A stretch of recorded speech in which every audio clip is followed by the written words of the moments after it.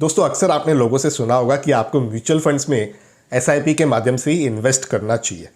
अब मैं एसआईपी के खिलाफ बिल्कुल नहीं हूँ, लेकिन वे लोग जो रिटायर्ड हैं, जो एक्टिव इन्वेस्टर हैं, यानी कि डेली मार्केट के मूवमेंट को मॉनिटर करते हैं, हाउसवाइफ्स हैं, उनके लिए अब भी मार्केट के अंदर अगर वो म्यूचुअल फंड में लमसम इन्वेस्टमेंट करते हैं एक स्ट्रेटेजी को यूज़ करते हुए, तो वो अच्छा खासा रिटर्न कमा सकते हैं।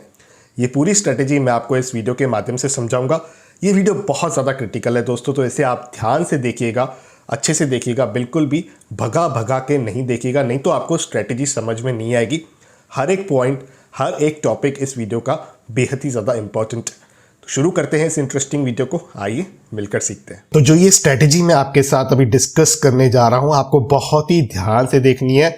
अगर आपको दिक्कत लगती है समझने में तो आप वीडियो को रिवाइंड करके भी देखिएगा, लेकिन यकीन मानिए इस स्ट्रेटेजी को अगर आप समझ गए, आपने ढंग से इंप्लीमेंट की, तो आप बहुत ही अच्छे रिटर्न्स म्यूचुअल फंड इन्वेस्टमेंट से कमा भी सकते हैं। यहां पर करना क्या है, आपको निफ्टी को देखना है। निफ्टी मान लीजिए 17,200 पे है, 100 पे है, 500 पे है, जो भी फिगर है निफ्टी का, आपको उसको जस्ट एक बार देख के वो नंबर यहां पर डाल देना है। अब जब आपको म्यूचुअल फंड में लमसम तरीके से इन्वेस्टमेंट करनी है, तो आपको अपॉर्चुनिटी का फायदा उठाना है यहां पर। अब किस तरीके से आप अपॉर्चुनिटी का फायदा उठाओगे, आपको मैं वो भी समझा देता हूं। यहां पर हम मेंशन करेंगे फॉल ऑफ 5%। अब यहां एक बेसिक मैं फॉर्मूला लगा देता हूं, जो आप कैलकुलेटर से भी कर सकते हो। ये फॉर्मूला बेसिकली ये बताएगा हमको कि जब भी निफ्टी 5% करेक्ट हो जाए करंट लेवल से, तो उसके लेवल्स क्या निकल कर आए, वो फिगर हमें चाहिए। ये फिगर हमें यहां पर आ गई। जैसे ही 5% का फॉल होता है दोस्तों, आपको यहां पर लमसम तरीके से इन्वेस्टमेंट करनी है। अब वो अमाउंट चाहे 1 लाख रुपए हो सकता है, उदाहरण के लिए वो चाहे 10 लाख हो सकता है, 5 लाख हो सकता है, 10,000 हो सकता है, जो भी अमाउंट हो सकता है। हर किसी के प्री डिफाइंड म्यूचुअल फंड्स होते हैं, जैसे कि large cap, mid cap, small cap, flexi cap, multi cap. किसी भी कैटेगरी में आप म्यूचुअल फंड्स में इन्वेस्टमेंट करना चाहते हो, तो अल्टीमेटली उनकी जो डिपेंडेंसी रहती है वो मार्केट पे रहती है। आपका पैसा जो है वो मार्केट में लगाते हैं। मैं इक्विटी रिलेटेड म्यूचुअल फंड्स की बात कर रहा हूं, डेब्ट म्यूचुअल फंड्स की नहीं कर रहा हूं। ये पूरी स्ट्रेटेजी अगेन मैं रिपीट कर रहा हूं, इक्विटी म्यूचुअल फंड्स के लिए है। उसी तरह आपको ये प्रक्रिया करते रहना है। जैसे ही निफ्टी 5% करेक्ट होता जाता है आपके प्रीवियस बाइंग लेवल से, वहां पर आपको लमसम तरीके से इन्वेस्टमेंट करते जाना है। इसे मैं थोड़ा ढंग से बना देता हूं ताकि आपको कंफ्यूजन ना हो। तो ये जो निफ्टी के लेवल से यहां पे आपको इन्वेस्टमेंट करनी है। करंट सिनेरियो में हो सकता है निफ्टी यहां पर है, तो एज अ लमसम इन्वेस्टर आपको हमेशा वेट करना चाहिए। 5% के फॉल पे ही पैसा डालना चाहिए। ये तो एक बात होगी कि पैसा डालना का है। देखिए, कभी भी इन्वेस्टमेंट का एक रूल होता है कि आप पैसे डालते तो आपका कुछ ना कुछ टारगेट होना चाहिए। ऐसा नहीं कि आप सिर्फ इन्वेस्टमेंट करते जा रहे हो, उसके रिटर्न्स, उसमें से प्रॉफिट कभी भी बुक नहीं कर रहे हो, क्योंकि अल्टीमेटली जो आप प्रॉफिट बुक करते हो वो रियल प्रॉफिट होता है, बाकी तो पूरा नोशनल प्रॉफिट होता है दोस्तों। तो म्यूचुअल फंड के लमसम वाली जो ये स्ट्रेटेजी है, इसमें आपका जो प्रॉफिट बुकिंग का टारगेट रहता है वो रहता है 15% का। तो यहां पर मैं से स्टेटमेंट दे देता हूं, राइज ऑफ 15%। ये एक मैंने स्टेटमेंट दे दिया। अब यहां पर एक सिंपल से हम कैलकुलेशन लगाएंगे कि जब भी यहां से निफ्टी जो है 15% के रिटर्न्स दे दे, ठीक है, तो वहां पर आपको एग्जिट कर देना है। जिसका मतलब अगर एक रिटायर्ड व्यक्ति है, एक एक्टिव इन्वेस्टर है, जिसे म्यूचुअल फंड के थ्रू ही वेल्थ गेन करनी है, वेल्थ बनानी है, वेल्थ जनरेट करनी है, उसे 16,340 पर लमसम इन्वेस्टमेंट करी म्यूचुअल फंड्स में। अब जब भी निफ्टी 18,800 के आसपास आएगा, तो वहां पर उन म्यूचुअल फंड से उसे प्रॉफिट भी बुक करना है। अब अगर आपका जो फंड मैनेजर है वो इफिशियंट रहेगा तो निफ्टी को बीट कर लेगा, यानी कि अगर आपके फंड ने अच्छा परफॉर्म किया तो शायद 18 से 20% रिटर्न भी दे दे। अगर आपका फंड एवरेज कैटेगरी का है, तो वहां पर in the worst case scenario 12 से 13% के रिटर्न आएंगे, जो निफ्टी से कम होंगे। देखिए, अगर निफ्टी 15% चल रही है, तो कहीं ना कहीं फंड्स को भी निफ्टी के रिटर्न्स को बीट करके देना है आपको। तो ये बड़ा लॉजिकल है कि आपके जो रिटर्न्स है वो 12 से लेकर 20% के बीच में रहने वाले हैं या रह सकते हैं। आज तक जो हिस्टोरिकल देखा गया है वो इस तरीके के फिगर्स देखे गए हैं, और ये सेम प्रक्रिया आपको करनी है अलग अलग लेवल्स के लिए। तो मान लीजिए ये जो आपने एक पड़ाव पे यहां पर एंट्री करी, फिर वापस निफ्टी गिरा, यहां एंट्री करी, फिर यहां करी, फिर यहां करी, फिर यहां करी। अब आपके माइंड में एक रीजनेबल क्वेश्चन भी आ सकता है कि मान लीजिए आपने यहां पर एंट्री कर दी, आपको फिर दोबारा मौका मिला, आपने यहां पर एंट्री कर दी, उसके बाद निफ्टी गिरी ही नहीं, ठीक है, तो उस सूरत में क्या करना है? आपको ये सिर्फ 2 स्टेप्स मिले अपने लाइफ में निफ्टी को ऑब्जर्व करने के, जहां पर आपने एंट्री कर ली। जो अपॉर्चुनिटी आपने लॉक कर दी। तो अब जो आपने यहां पर इन्वेस्टमेंट करी है वो तो आप 18,800 के टारगेट पे बेचोगे, और जो आपने यहां पर इन्वेस्टमेंट करी है वो 17,850 के आसपास के टारगेट पे बेचोगे। लेकिन जैसे ही आपकी ये इन्वेस्टमेंट और ये मैच हो जाती है, ठीक है, ये दोनों अगर मैच हो जाते हैं आपके, ये दोनों इक्वल हो जाते हैं, यानी कि आपने एग्जिट ले ली, यहां पर मैं इसे थोड़ा अलग कलर कर देता हूं, यहां पर अगर आपने एग्जिट ले ली तो अभी आपको जो स्टेप 3 है वहां क्या करना है कि यहां से जैसे ही निफ्टी 5% का करेक्शन देती है आपको एंट्री कर देनी है। यानी कि आपने पहले 15,500 पे जब निफ्टी थी, आपने लमसम ऑर्डर डाल दिया 1 लाख रुपए का, 50,000 का, जो भी है वो आप अपने हिसाब से डिसाइड कर सकते हो। फिर निफ्टी 17,850 पे आई, वहां पर आपने प्रॉफिट बुकिंग कर दी। अब दोबारा अगर निफ्टी 17,000 पे आ रही है तो वहां पर आपको दोबारा लमसम इन्वेस्टमेंट करनी है, भले ही पहले आपने 15,523 पे की थी। लेकिन यहां पर क्योंकि अभी हमने रिसेंटली प्रॉफिट बुक किया तो आपको इस लेवल का ध्यान रखना है, जहां से आपने एग्जिट लिया है वहां से 5% की करेक्शन।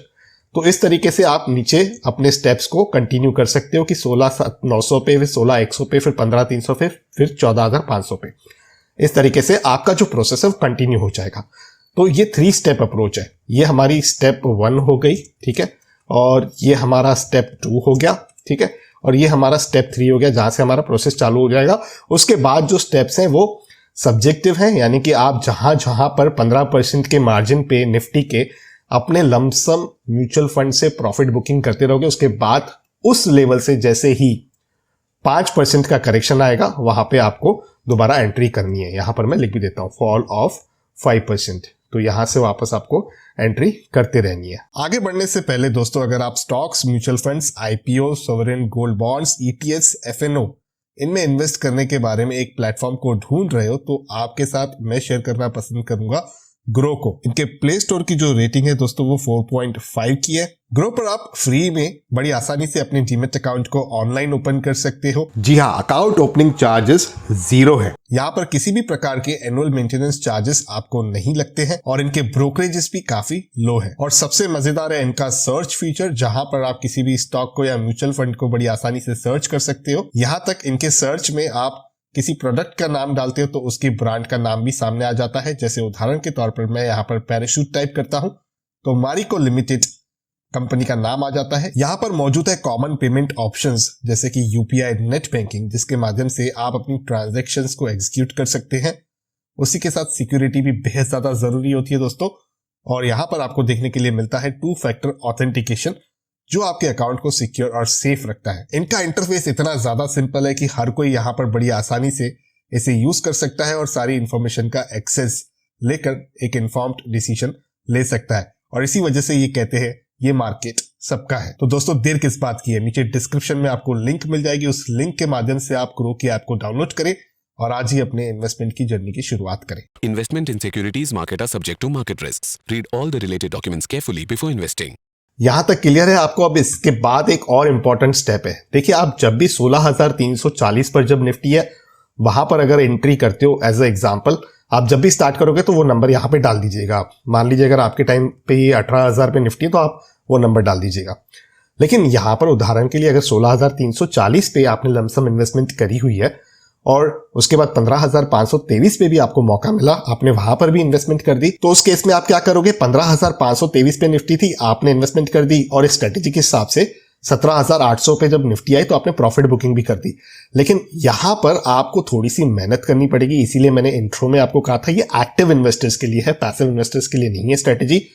मेहनत क्या करनी पड़ेगी कि यहां पर जो आप माल बेचोगे दोस्तों, वो माल बिकेगा यहां पर खरीदा हुआ, क्योंकि स्टॉक मार्केट का एक रूल है दोस्तों फीफो मेथड का। फीफो मेथड यानी कि फर्स्ट इन फर्स्ट आउट, जो पहले आपने खरीदा है वही सबसे पहले बिकेगा। तो इसका आपको मैनुअली लेजर बनाना है, मैनुअल एंट्रीज करनी है, वहां पर आपको इसके रिकॉर्ड्स रखने हैं। और इस हिसाब से क्या होगा कि एक फाइनेंशियल ईयर में ऐसा हो सकता है कि आपका यहां पर प्रॉफिट जो है वो कम दिखे या लॉस दिखे, लेकिन इस वजह से आपके रिटर्न्स पर इंपैक्ट नहीं आएगा। क्योंकि जब भी निफ्टी इस लेवल पे आएगी 18,800 पे, तो आपके लेजर के हिसाब से आप ये माल बेच रहे हो, बुक्स के हिसाब से आपका ये माल बिक रहा है। क्लियरली समझिएगा, बुक्स के हिसाब से यानी कि जो कैपिटल गेन की कैलकुलेशन करोगे उसके हिसाब से जो माल है वो इस लेवल का माल बिक रहा है। अब इस लेवल पे हो सकता है म्यूचुअल फंड की एनएवी जो थी 70 रुपए की थी और इस लेवल तक आते आते वो 95 की होगी, 94 की होगी। लेकिन यहां जो आपने खरीदा था ना, वहां पर म्यूचुअल फंड की वैल्यू हो सकती है 80 रुपए की हो, और जब आपने उसको बेचा तो केवल 83 रुपए में वो बिका।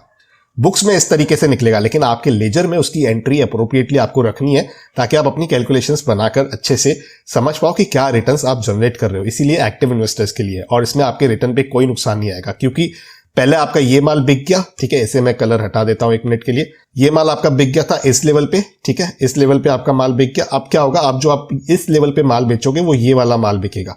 तो इन दोनों को 1 मिनट के लिए सेम कलर कर देते हैं हम। मान लीजिए मैं इसे येलो कर देता हूं और इसे भी मैं येलो कर देता हूं, ठीक है, ताकि आप समझ पाओ मैं क्या आपसे कहने की कोशिश कर रहा हूं। और इस लेवल से जो आपके रिटर्न्स बनेंगे वो कुछ इस प्रकार के बनेंगे, जो मैं कैलकुलेशन अभी आपको करके भी बता रहा हूं। यहां पर आपके जो रिटर्न्स बनेंगे 21% के आसपास के बनेंगे। लेकिन वहीं यहां पर ये देखिए, ये जो कलर है इसे मैं कोड कर देता हूं, यहां पर ये कलर मैंने कर दिया, क्योंकि ये माल आपका पहले बिकेगा, एंड सो ऑन। नीचे भी आपका सेम ही होगा, ये याद रखिएगा पॉइंट। बुक्स में क्योंकि जो एंट्रीज होती है ना दोस्तों, फीफो मेथड पे होती है, जैसे मैंने कहा, ये आप भूलिएगा नहीं। आपके इनकम टैक्स के कैलकुलेशन के लिए वो एंट्रीज होगी, लेकिन आपके लेजर के लिए ये एंट्रीज होनी चाहिए। इससे यकीन मानिए कि अगर आप 15% के निफ्टी के जंप पे सेलिंग करते हो, तो डेफिनेटली जैसे मैंने कहा कि म्यूचुअल फंड्स अगर अच्छा परफॉर्म करते हैं तो वो निफ्टी के रिटर्न्स को बहुत ही अच्छे तरीके से बीट भी करते हैं। 28% भी हो सकता है, 25% भी हो सकता है। लेकिन in the worst case scenario, जैसे मैंने कहा, हम 12 से लेकर यहाँ पर 20% के रेंज को हमेशा बेंचमार्क रखेंगे। इस रेंज के रिटर्न्स आराम से आप बना सकते हो। आप एक रिटायर्ड व्यक्ति हो, आप एक्टिव इन्वेस्टर हो, आपको ज्यादा स्टॉक पिकिंग में दिक्कत होती है, तो इस स्ट्रेटेजी से बड़ी आसानी से आप इन्वेस्टमेंट करके बाय एंड होल्ड वाली स्ट्रेटेजी से भी अच्छे खासे रिटर्न्स बना सकते हो। इन्फ्लेशन को तो आप आराम से बीट कर ही दोगे, उसके साथ ही साथ आप अच्छी वेल्थ भी यहाँ पर गेन कर लोगे। और म्यूचुअल फंड सिलेक्शन में भी अगर आपको दिक्कत होती है तो आप कमेंट्स में लिख के बताइए, मैं जरूर उस पर भी एक वीडियो बना दूंगा। तो मैं आशा करता हूं कि आपको ये म्यूचुअल फंड में लमसम वाली इन्वेस्टमेंट स्ट्रेटेजी पसंद आई होगी। मैं अगेन रिपीट करता हूं कि मैं खिलाफ नहीं हूं SIP के लिए, लेकिन अगर आपके पास एक्टिव टाइम ज्यादा है तो इस स्ट्रेटेजी के माध्यम से आप डबल डिजिट के रिटर्न्स बड़ी आसानी से कमा सकते हो। अगर आप एक बाय एंड होल्ड वाली स्ट्रेटेजी रखते हो, आप में पेशेंस है और आप अच्छे से मॉनिटर करते रहते हो मार्केट को भी। और इस स्ट्रेटेजी से जुड़े हुए आपके जो भी सवाल है उन्हें नीचे कमेंट्स में लिखना ना भूलिए, मैं उन्हें ज़रूर रिप्लाई करने की कोशिश करूंगा। अगर मुझे लगा उसमें से कोई सवाल बहुत ही ज़्यादा इंटरेस्टिंग है तो उस पर मैं अलग से एक वीडियो क्रिएट करके आपके साथ उस अवेयरनेस को भी एक्सचेंज करूंगा। तो इसी के साथ करते हैं इस एजुकेशनल वीडियो को यहीं पर कंक्लूड। पर्सनल फाइनेंस से रिलेटेड वीडियोस देखना अगर आपको पसंद है तो आप मेरे इस YouTube चैनल को सब्सक्राइब कर सकते हो, बेल आइकन को दबा सकते हो, जिससे मेरे आने वाले सारे वीडियोस का अपडेट आप तक पहुंच जाएगा। क्विक और इजी अपडेट्स के लिए हमारे टेलीग्राम ग्रुप को ज्वाइन करना बिल्कुल भी ना भूलें, जिसकी लिंक आपको नीचे डिस्क्रिप्शन में मिल जाएगी। वीडियो में यहाँ तक बने रहने के लिए आपका बहुत बहुत धन्यवाद। जल्द मिलते हैं किसी और इंटरेस्टिंग टॉपिक के साथ किसी और दूसरे वीडियो में। तब तक अपने हेल्थ का और वेल्थ का ज़रूर अच्छे से ख्याल रखिएगा।